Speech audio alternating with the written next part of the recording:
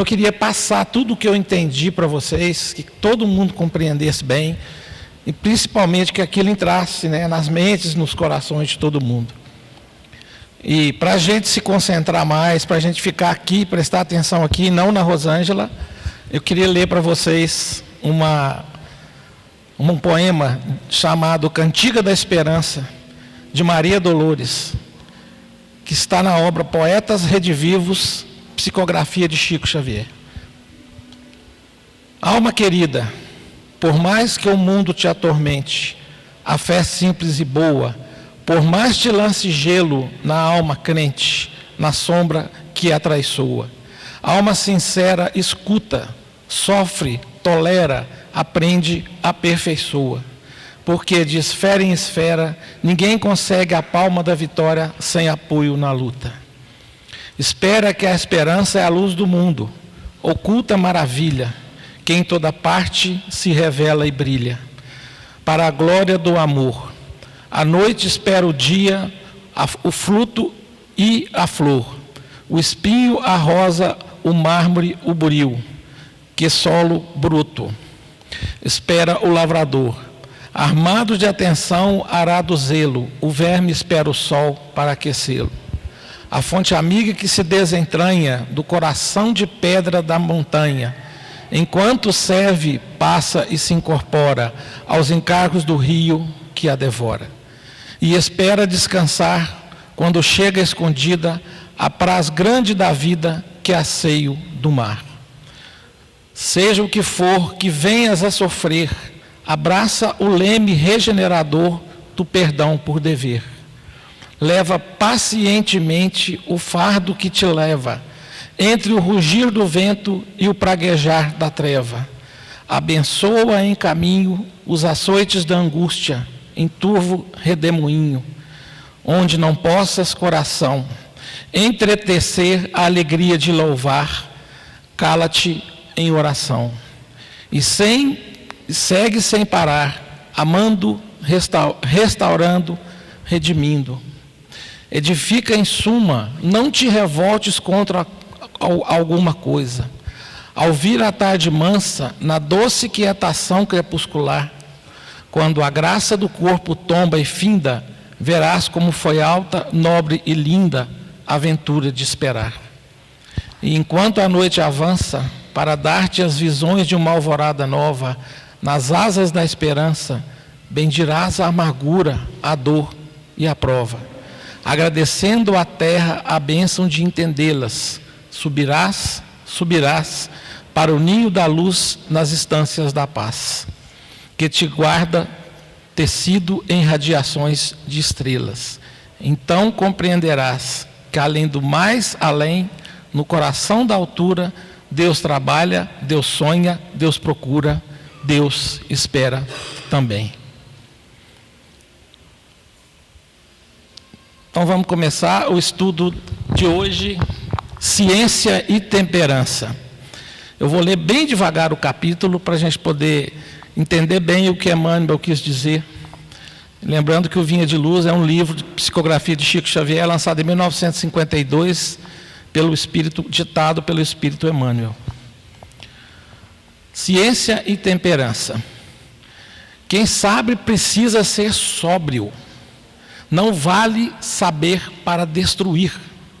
Muita gente, aos primeiros contatos com a fonte do conhecimento, assume atitudes contraditórias, impondo ideias, golpeando aqui e acolá.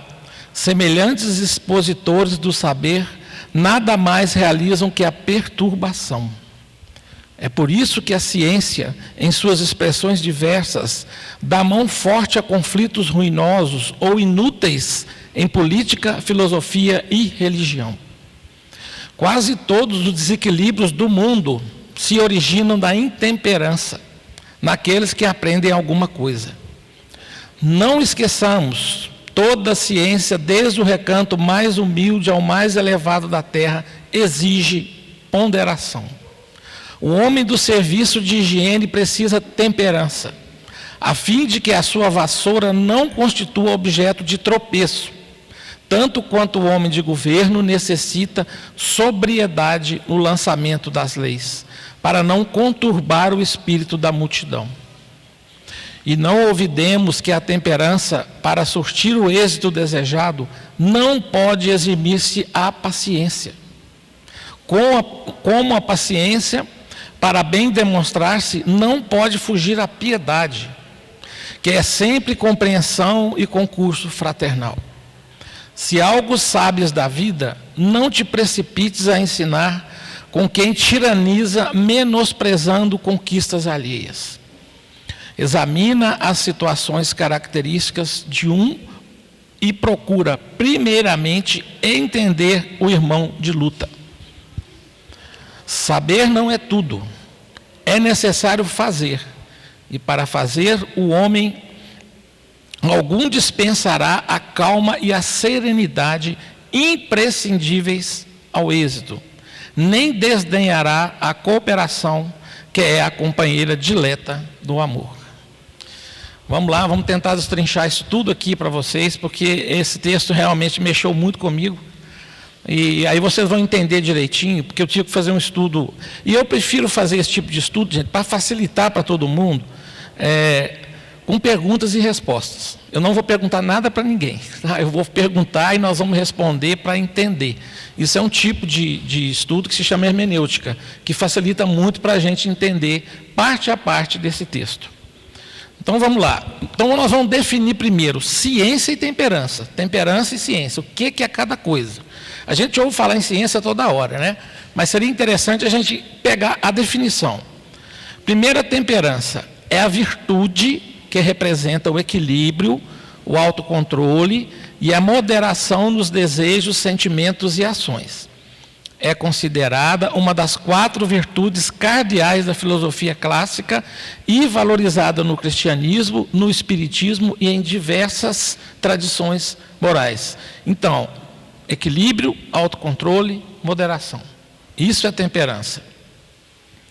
Ciência é o conjunto de conhecimentos sistematizados sobre a natureza, sociedade ou o pensamento, obtidos por meio de observação, experimentação, raciocínio lógico e verificação metódica dos fatos. Seu objetivo principal é compreender, explicar e prever fenômenos por meio das leis gerais. Espiritismo é filosofia, ciência e religião. Ciência é muito forte para a gente aqui dentro dos nossos estudos, porque o espiritismo, ele traz o conceito de fé raciocinada, que não é uma fé cega. Tudo que a gente fala nessa casa, tudo que vocês escutam nessa casa, a ciência está junto. Daí a maravilha de se estudar uma doutrina cujos mistérios não existem. Que a maioria dos mistérios, entre aspas, aqui são desvendados, através das obras, dos estudos, através das reuniões mediúnicas, onde os fenômenos acontecem. Enfim, então vamos começar. A base desse estudo vai ser Pedro capítulo 1, versículo 6. É a ciência, a temperança, a paciência, a piedade. Vamos fazer o primeiro bloco, a ciência e o comportamento. O que significa a recomendação que Emmanuel nos dá, ciência, a temperança? Significa que o saber deve ser acompanhado de equilíbrio emocional e autocontrole. Sem isso, o conhecimento pode ser mal utilizado. E aqui começam as reflexões que eu acho muito interessantes, né? Eu não sei se esse termo existiu ou não, mas existe uma vaidade intelectual. Não sei se vocês já ouviram falar nisso.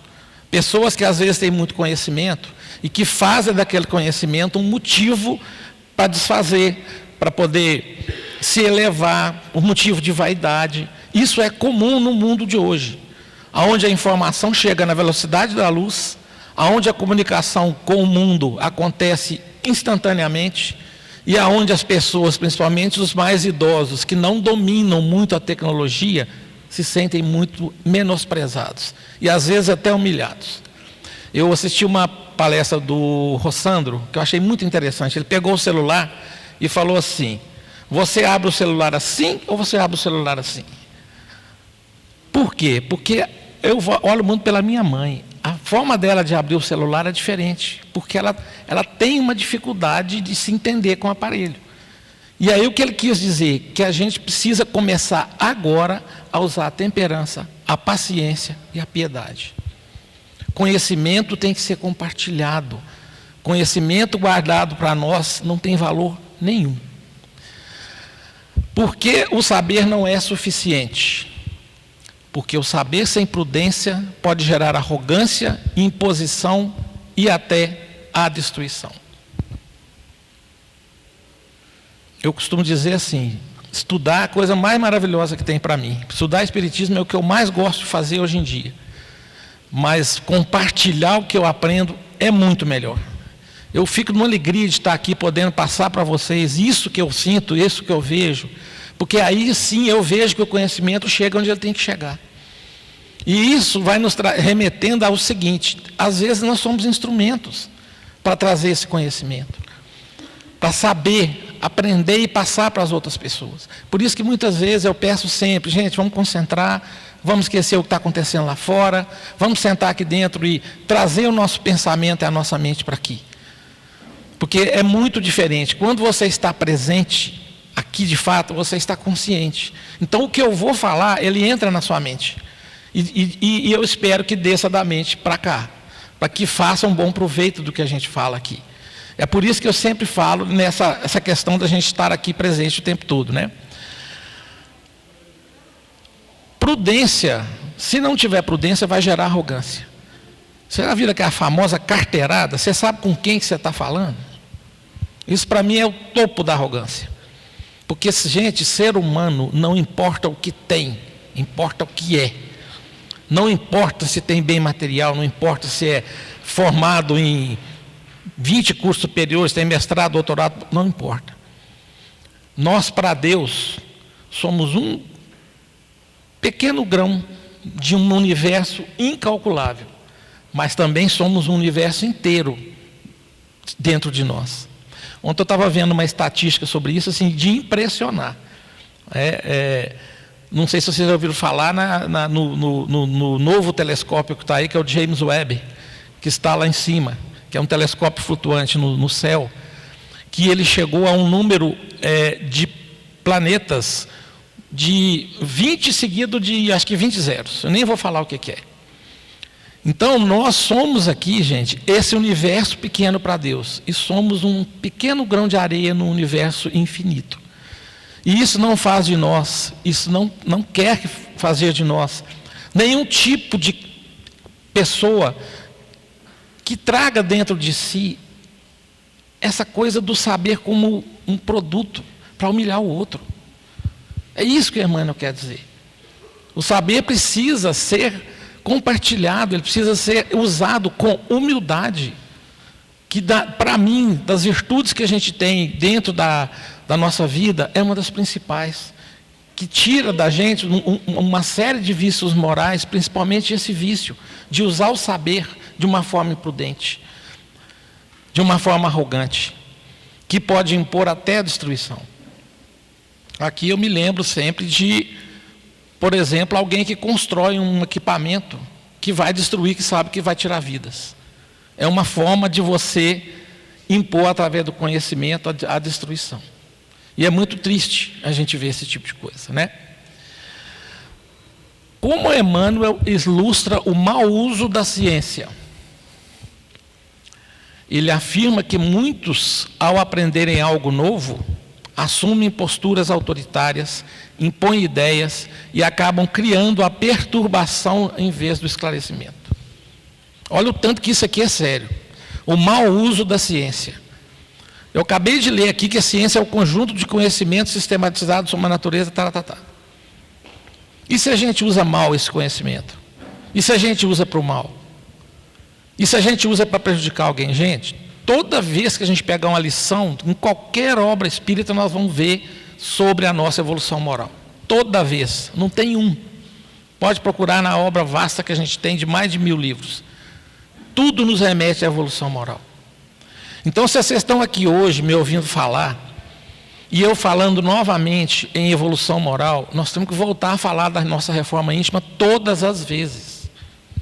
Se eu citar aqui algum desses vícios morais, egoísmo, orgulho, impaciência, raiva, preconceito, vaidade, inveja, cobiça, injustiça, qualquer um deles, se qualquer um deles tocar vocês no coração, é hora de mexer nele. E é por isso que nós estamos aqui nessa casa. Eu conto esse caso muitas vezes, mas eu acho que é sempre bom e interessante. A primeira vez que eu entrei numa casa espírita foi em 2010. E eu fui pela razão, eu não fui pela dor nem pelo amor, fui pela razão, porque eu não tinha razão, eu não conseguia ficar onde eu estava. A primeira coisa que eu vi, quando eu entrei, foi um espelho, de todo tamanho na minha frente. E eu tomei um susto, porque foi a primeira vez, em muitos e muitos anos de vida, que eu via que eu tinha que ver a mim. Que eu comecei a parar de terceirizar os problemas. Que eu parei de culpar os outros. Porque aqui nessa casa, se você quiser se tornar um ser humano melhor, todos os recursos você tem aqui. Todos. Todos. E aqui tem uma coisa que eu acho maravilhosa, que eu gosto muito de falar também, que tem a ver com essa questão do uso errado da nossa intelectualidade, do nosso conhecimento. Essa casa não tem discriminação com ninguém. Hoje em dia, nós estamos vendo assim, o florescer de coisas que a gente nem imaginava que aconteceriam mais na Terra. Principalmente os preconceitos com homoafetivos, trans, negros, pessoas que moram em determinadas regiões. E a mais dolorosa nesse momento, que está mais em voga aí, é a aporofobia, que é o ódio de pessoas pobres. Como se a pessoa pobre tivesse culpa de ser pobre. Então, quando você lembra na cabeça de vocês, ataque aquele índio Galdino há uns 20 anos, que ele foi queimado em praça pública. Os ataques ao padre Júlio Lancelotti quase toda semana. Os ataques que a gente vê a moradores de rua, envenenamento de moradores de rua. E aí, gente, parece que é uma coisa distante da gente, mas não é não, está aí dentro de vocês. Racismo é uma coisa que nós nascemos com ela nesse país. Esse país é um país racista. Então nós temos que combater o racismo em qualquer lugar que a gente tiver. Qualquer lugar que a gente for. Eu vou contar um caso rápido para vocês, que essa história do ódio pelas pessoas pobres, eu tive dificuldade em entender. Porque eu nunca vivi isso. Eu estava em um evento em Belo Horizonte outro dia, um evento na praça, e tinha banheiros químicos assim, muito arrumadinho, tudo limpinho, muito bacana. E tinha uma fila única. E de um desses banheiros, gente, saiu um jovem, devia ter 18 ou 20 anos, naquele estado, completamente alterado. Acredito que estava bêbado, que estava drogado. E eu caí na bobagem de falar com uma pessoa que estava atrás de mim, que eu nem conhecia. Eu falei a seguinte frase. Olhei para o cara assim e falei, que tristeza, ele precisa de muita misericórdia, né? Porque é o que a gente aprende a fazer nessa casa, quando a gente trabalha. Você sabe qual foi a resposta que eu escutei, gente? Ele precisa de porrada. Eu preciso dar um couro nele. Eu é que preciso de misericórdia, que trabalhei. Aí eu vi aquilo, caiu uma ficha para mim. Eu falei, é por isso que o ódio está se espalhando. Primeiro as fake news, né? Grupo de WhatsApp com mentira de tudo. E segundo, gente, nós não estamos percebendo para que nós estamos usando o nosso conhecimento, o nosso saber que Deus nos deu, que a gente aprendeu. A maioria, uma grande maioria das pessoas que entram numa casa espírita não ficam. Porque aqui você vai ouvir isso. Aqui nós temos uma obrigação moral e uma missão divina de acolher todo mundo. Com essa amorosidade que vocês sentem que eu estou falando aqui, porque eu fui acolhido na casa. Eu passei por tratamento espiritual já. Eu passei por atendimento fraterno. Eu dei atendimento fraterno. Eu participo de reunião mediúnica.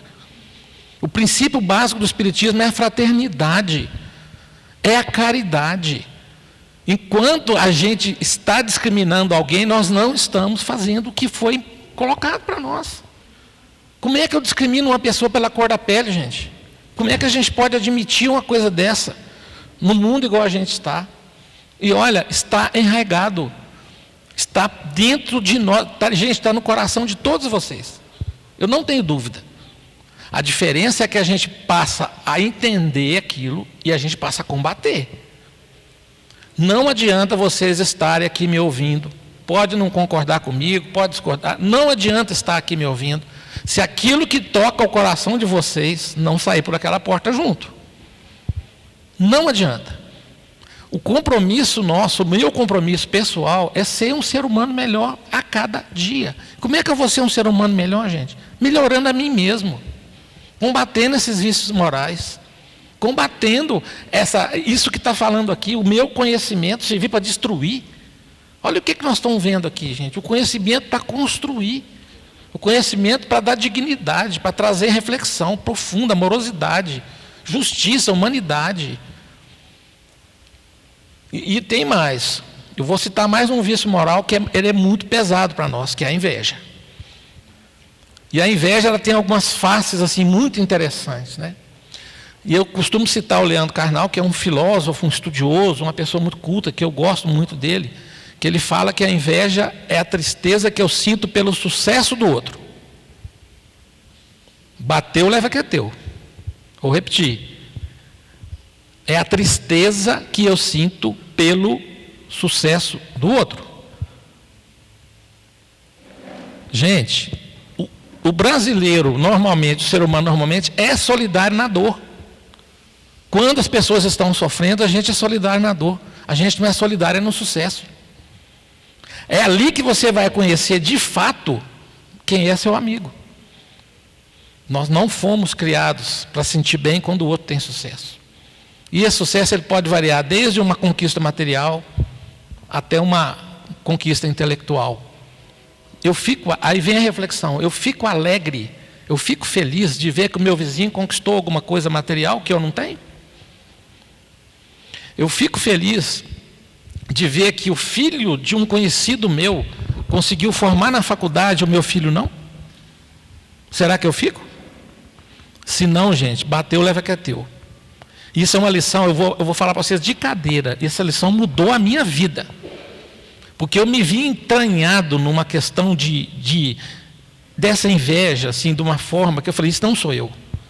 Isso tem uns 12 ou 13 anos. E eu vim trabalhando isso dentro de mim. E vim trabalhando e falei, isso não é meu. Esse sentimento não é meu. Como vários sentimentos. Por que hoje em dia a gente está com tanta dificuldade de ceder um pouco para o outro? Qual que é o problema?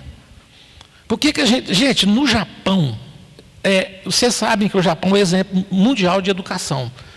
Por que no Japão, na hora que termina um jogo que eles pegam e limpam o estádio inteiro?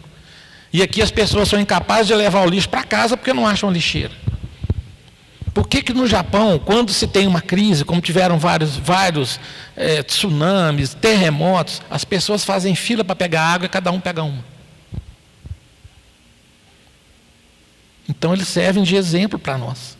Tudo isso que eu estou falando é para voltar aqui no mau uso da ciência, no mau uso do nosso intelecto. Gente, nós temos condição sim de fazer reflexão.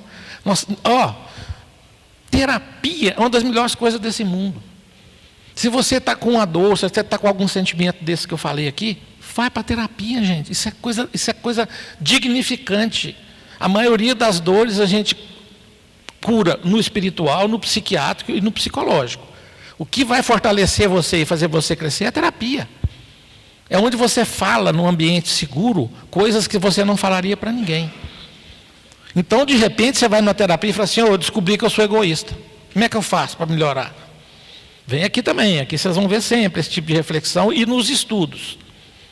Então, usar a ciência para o bem, para desenvolver vacina, para desenvolver cura de doenças, para desenvolver um monte de equipamentos e coisas aí da tecnologia para o bem da humanidade.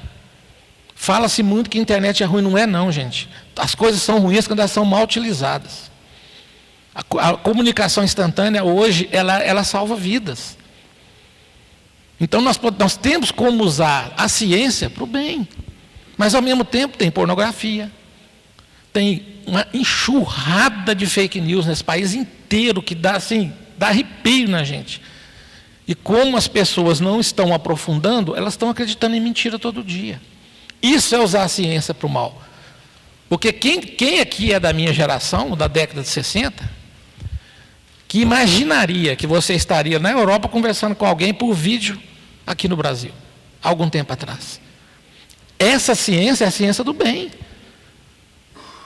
Agora, pessoas usam para o mal, para dar golpe, para afetar os outros, para fazer maldade. Gente, se tem uma coisa que eu aprendi na casa espírita é o seguinte: se escapar da justiça humana, não escapa da divina. Não escapa. Não tenha receio nenhum. Tem um sujeito aí que está cometendo crime, que ninguém acha, não tem problema não. A consciência dele vai achar. Aí tem gente que fala assim, mas eu queria que ele fosse punido, ou agora aqui. Mas muitas vezes isso não vai acontecer. E falo mais, se alguém estiver vivendo alguma coisa de mal, que está aqui agora, você sabe que você não está vivendo uma vida reta, é hora de mudar. Você sabe por quê? Porque dentro do Espiritismo tem a justiça divina. A justiça divina não falha. Por que ela não falha? Porque o Espiritismo simplificou as coisas. A primeira coisa é que matou a morte, né? Partindo desse princípio, que nós temos a reencarnação, a multiplicidade das existências, não existe morte.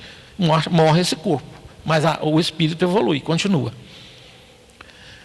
Como se pregou o pecado como uma forma punitiva de entender as coisas, o Espiritismo trouxe outra visão, a visão do erro. E trouxe outra visão, não é a visão do castigo, a visão da reparação. Olha como isso é fantástico. Então, eu estou aqui hoje, eu falo de mim, CPF tal, querendo chegar na hora que eu tiver que ir embora, na condição melhor do que eu cheguei aqui. Porque eu tenho essa consciência. Eu vou conseguir? Talvez sim, talvez não. Nós todos aqui vamos virar seres perfeitos agora? De forma nenhuma. Todos nós aqui temos imperfeições. Eu vi um dado essa semana que é muito, muito curioso. Vocês têm ideia de quantas encarnações, em média, nós que estamos aqui hoje vivemos? Alguém já ouviu falar isso? Alguém? Se ouviu falar, levanta a mão. Ninguém, como eu também não tinha ouvido. Eu vi isso essa semana num seminário que eu fui. 50, 60 encarnações. Em média, nós temos aqui hoje. Quantas encarnações, em média, são necessárias para a gente atingir a evolução?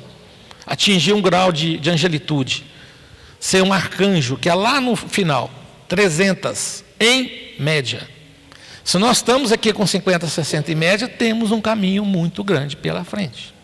E um outro dado que eu achei muito interessante também, como o planeta está sofrendo muito por questões morais, o prazo de reencarnação está diminuindo.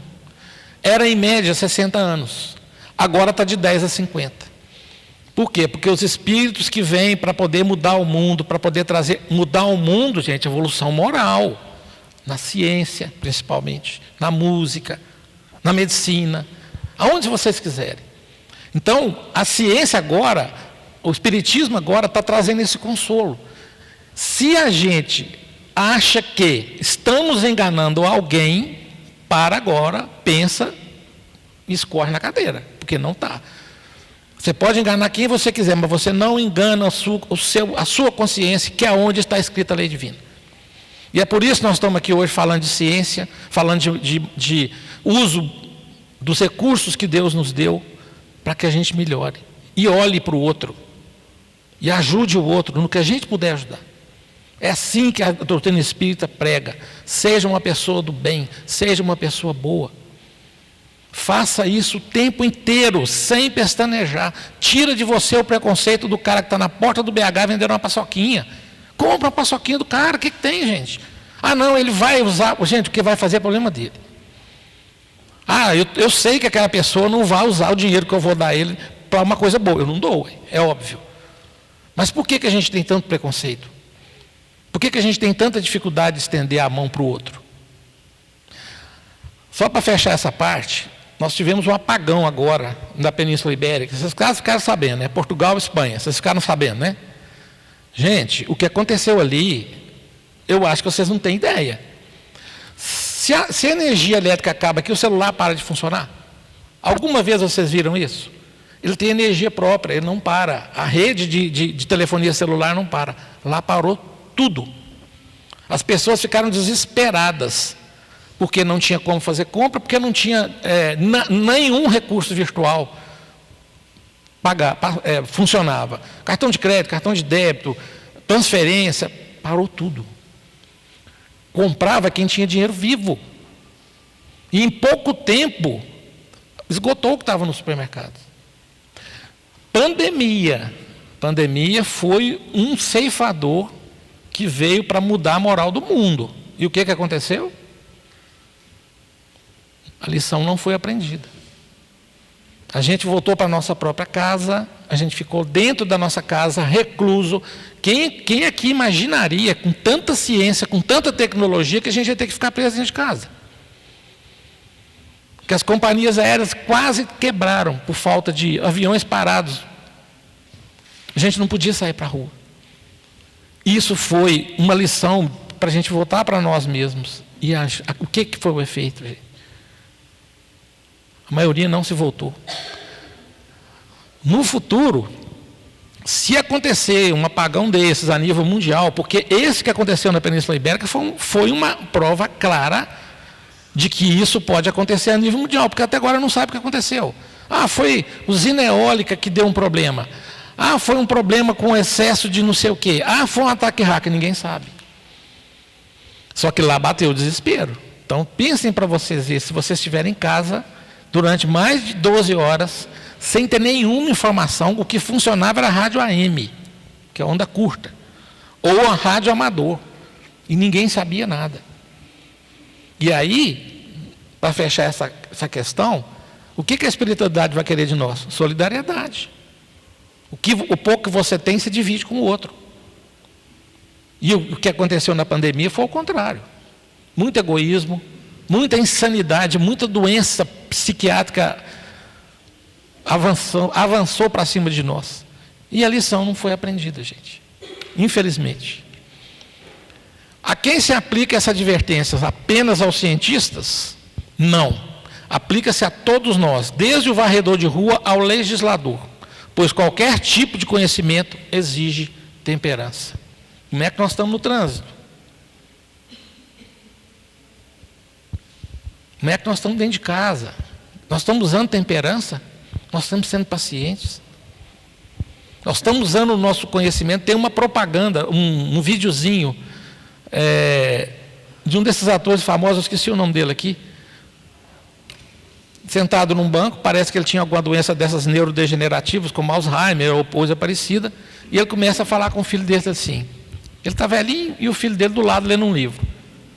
Ali é um coelho, é um coelho. Ele pai, é um coelho. Vocês já viram isso? Ali, pai, ali, o que é aquilo ali? É um coelho? Pai, é um coelho. Aí passa um tempo, porque o Alzheimer faz isso, a pessoa vai perdendo a memória recente e vai voltando, né? Quando foi na quarta ou quinta vez, o cara apelou com ele. Eu já te falei, pai, aquilo ali é um coelho, você não entendeu? Não, e continuou lendo. O pai saiu, voltou, trouxe o diário dele e leu para ele o seguinte: quando meu filho estava com 3 anos, ele viu um coelho. E ele me perguntou 31 vezes se era um coelho. E eu respondi as 31 pacientemente. Como é que está a nossa vida nesse sentido? Gente, espiritismo não é para quem quer, é para quem aguenta. A gente mexe ali mesmo, ó, aonde a gente está aqui, vocês estão aqui hoje, eu estou aqui hoje, não é à toa. Não existe coincidência nesse mundo. A lição que eu trouxe, ela serve muito mais para mim. Mas ela vai valer para todos nós a partir do momento que você entrou por aquela porta e alguma coisa que eu estou falando aqui vai tocar seu coração, sua mente. Vai falar assim, gente, eu preciso, gostei daquilo ali, o que é que eu faço? Procura aqui a recepção. Se precisar de acolhimento fraterno, procura os estudos da casa, vai aprofundar no que a gente fala.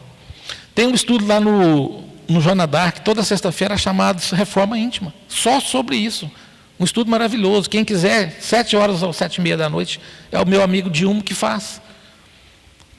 Tem outro estudo aqui, de iniciação ao Espiritismo. Tem um outro estudo lá, que eu gosto muito, que chama-se Oficina de Sentimento. Eu fiquei 10 anos nessa Oficina de Sentimento. Você muda a sua vida de uma forma absurda. O que é isso? Você chega, tem 3 temas. Você vai escolher aquilo que melhor se adequa, se adapta a você naquele momento. E você vai para um grupo discutir por 1 hora aquele tema. Vocês não têm ideia de como é que se muda a vida da gente. A gente às vezes sai envergonhado de um estudo desse, porque a gente precisa. E o melhor, gente, é que nós estamos aqui para acordar hoje. Nós vamos conseguir acordar para isso, nós vamos conseguir evoluir nisso. Temperança, paciência e piedade. O que é temperança? Novamente, é a moderação, o equilíbrio, a sobriedade que permite que o saber seja aplicado com justiça e respeito. Emmanuel diz que a temperança diz paciência, por quê? Porque sem paciência a temperança não se sustenta diante dos desafios e das limitações. Paciência é um negócio difícil, né, gente? Eu sou muito impaciente. Eu venho remando para combater essa impaciência todo dia. E a maioria deve ter pensado assim, não é só você não, companheiro. Não é só você não. Então temperança sem paciência não vai conseguir evoluir. E a paciência precisa ser verdadeira? Precisa de piedade, ou seja, de compreensão profunda e amor fraterno, não de julgamento ou superioridade. Olha a profundidade dessa frase. Como esse encadeamento, ciência, temperança, paciência e piedade, pode transformar a convivência humana? Ele gera um ambiente de respeito, escuta e cooperação, evitando conflitos e favorecendo o crescimento mútuo. O que a gente mais tem hoje são conflitos nas famílias, divisão.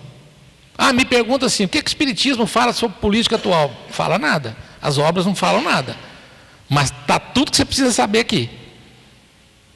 Por quê? Porque o Espiritismo é caridade, o Espiritismo é bondade, o Espiritismo é um lugar, a casa espírita é um lugar onde você não tem preconceito. Comece a analisar as pessoas que você acompanha, sob essa ótica.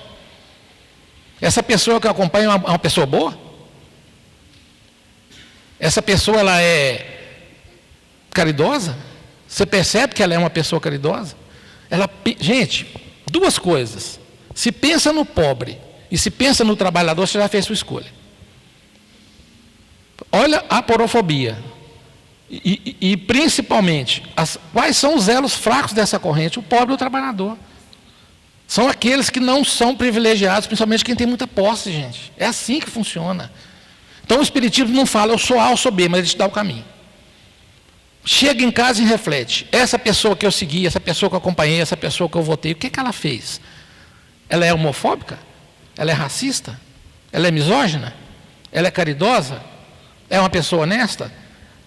Ela passa na palavra dela verdade, honestidade, decência? Você já vai conseguir escolher. E isso tudo que eu falei está na essência da doutrina espírita, que é a caridade, que é a fraternidade, que é a justiça, principalmente justiça social.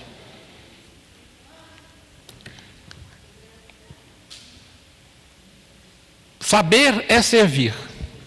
Emmanuel afirma: saber não é tudo, é necessário fazer. Qual a importância dessa afirmação? Porque o conhecimento só tem valor se for aplicado na prática, com humildade e amor. É outra coisa que aqui a gente estuda muito, gente. Mas a casa espírita é uma casa de caridade. Essa casa é uma casa de caridade. O trabalho social da casa é enorme. E eu já participo de trabalhos sociais desses há uns 15 anos. A gente, na doutrina espírita, não vive sem isso. Então não adianta você estudar, você decorar o livro dos espíritos, saber, mas não fazer. E a casa espírita, eu costumo dizer o seguinte, é uma coisa impactante que muitos não sabem, né? Aqui a gente tem caridade com quem está aqui e tem caridade com quem já foi. Porque o trabalho social com os desencarnados é feito na reunião mediúnica. O acolhimento, a conversa, o encaminhamento. Eu não vou ter tempo de falar sobre isso aqui, mas algum dia vocês vão ouvir de mim detalhadamente como é que isso funciona. Então a gente apoia famílias carentes, com cursos profissionalizantes, com atendimento psicológico, com cesta básica, com palestras todo final de mês. E a gente acolhe os desencarnados perdidos na reunião mediúnica. Então são duas faces do trabalho social feito numa casa espírita. Que erro se comete ao ensinar com arrogância? Transformamos o ensino em tirania intelectual, desrespeitando a caminhada dos outros e fechando portas ao aprendizado verdadeiro. Como o educador ou expositor espírita deve se posicionar?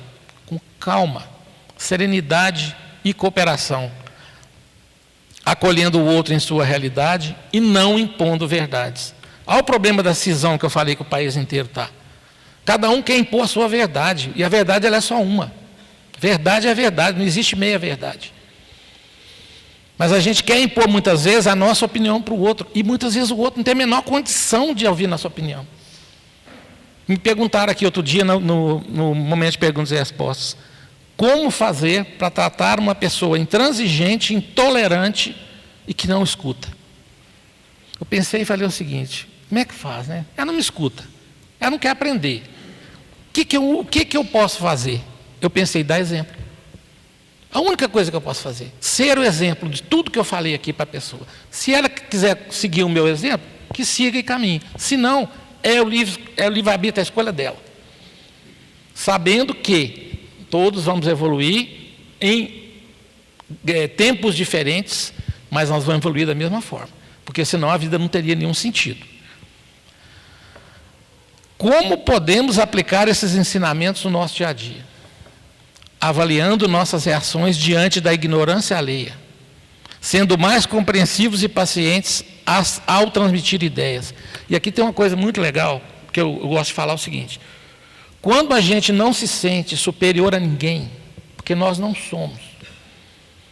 Para Deus nós somos um universo, e para nós somos uma gotinha nesse mar, mas nós não somos melhor do que ninguém. Então, situações que aconteceram com uma pessoa do meu lado, se acontecerem comigo, por que é diferente? Outro dia aqui no momento de perguntas e respostas, uma senhora muito sofrida me perguntou, tinha perdido, acho que o filho, e estava num desespero muito grande, me perguntou por quê. Eu falei, gente, a pergunta não é por quê, ou por que comigo. A pergunta é por que não? Por que não? A gente sempre acha que o mal vai acontecer com o outro. A gente sempre acha que as vicissitudes, os sofrimentos da vida vão acontecer com o outro, vão acontecer conosco. O que a gente tem que fazer é estar preparado, gente. E aqui nessa casa vocês vão conseguir se preparar para entender melhor as coisas e sofrer menos. Se for falar de dor aqui, dá para ficar aqui uns 2 dias. Eu não vou falar agora porque não tem tempo. Mas venham aqui nesse momento de perguntas e respostas, nas terças-feiras, que vocês vão ver o que nós vamos discorrer sobre esse assunto. Tanto que isso vai ser produtivo para todo mundo. Então, essas reações nossas frente à ignorância alheia, elas são muito difíceis.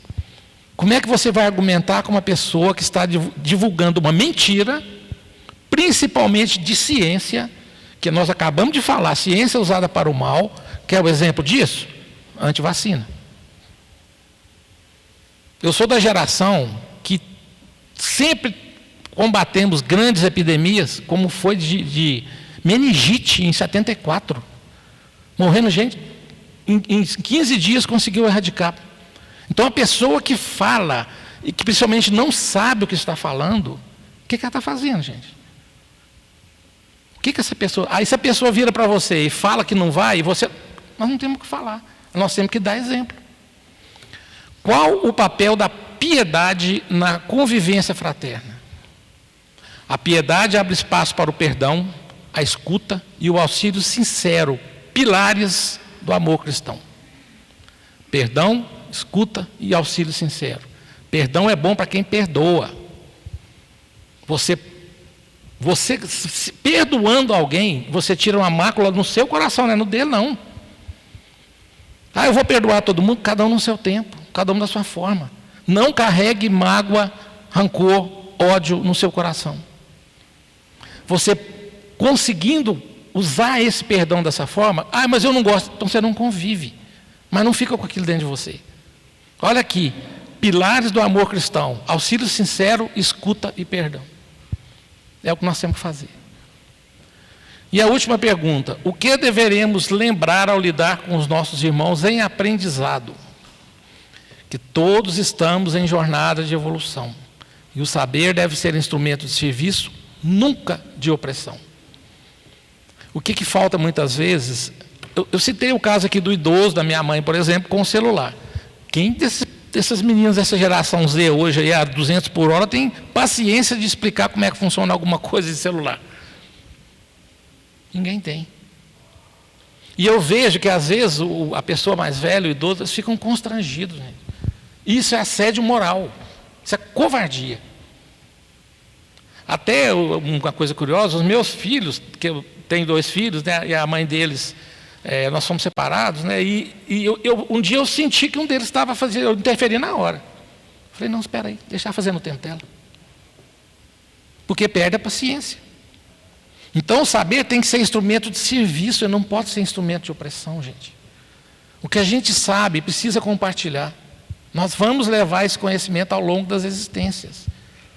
Mas aqui agora, nós podemos fazer muito mais do que a gente faz. E para encerrar, saber não é tudo, é necessário fazer.